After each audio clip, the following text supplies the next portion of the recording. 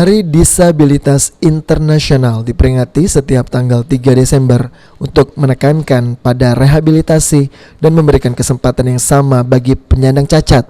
Perayaan ini terus berlangsung selama 1 dekade, mulai dari tahun 1983 hingga tahun 1993 yang diberi nama Dekade Internasional Penyandang Cacat. Terkadang penyandang disabilitas belum mendapat tempat di masyarakat. Kehadirannya masih dipandang sebelah mata karena keterbatasan yang dimiliki, sehingga membuat mereka dianggap sebagai kelompok yang lemah, tidak berdaya, dan hanya perlu mendapatkan belas kasihan. Namun kini pandangan masyarakat terhadap kaum disabilitas telah menurun. Kaum disabilitas sudah dianggap biasa dan bisa bekerja seperti orang normal lainnya. Bahkan setelah pemerintah menerbitkan Undang-Undang Nomor 18 Tahun 2016 tentang penyandang cacat atau disabilitas, adanya Undang-Undang Penyandang Disabilitas tersebut tidak saja menjadi payung hukum bagi penyandang disabilitas, tapi jaminan agar kaum disabilitas terhindar dari segala bentuk ketidakadilan, kekerasan, dan diskriminasi.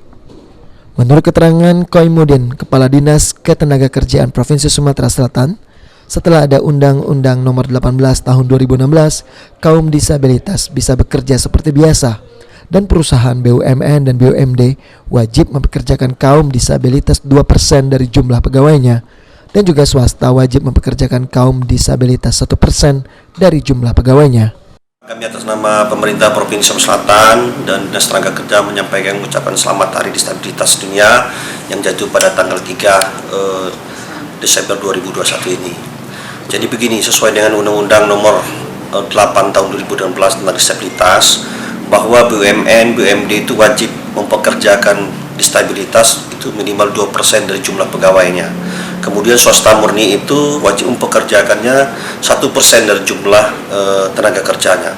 Kemarin Bapak Gubernur Haji Hermanderu telah membuat surat edaran kepada BUMN, BUMD, dan perusahaan di Sumatera Selatan untuk melaksanakan atau undang-undang ini untuk mempekerjakan disabilitas di perusahaannya masing-masing sesuai dengan kebutuhan ketenaga kerjaan di perusahaan dan sesuai dengan persyaratan yang dibutuhkan oleh perusahaan tersebut.